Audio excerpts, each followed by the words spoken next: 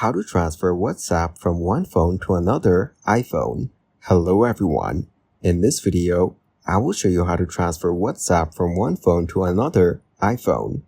First, open the WhatsApp application on your current phone. Next, tap on the settings icon, which you will find in the bottom right corner of the screen. Now select Chats option from the menu that appears. Then tap on Transfer Chats to iPhone to begin the process. After that, tap on the Start button to prepare your chat data for transfer. Finally, a QR code will appear on your new phone. Simply use your old iPhone to scan the QR code and the transfer will begin automatically.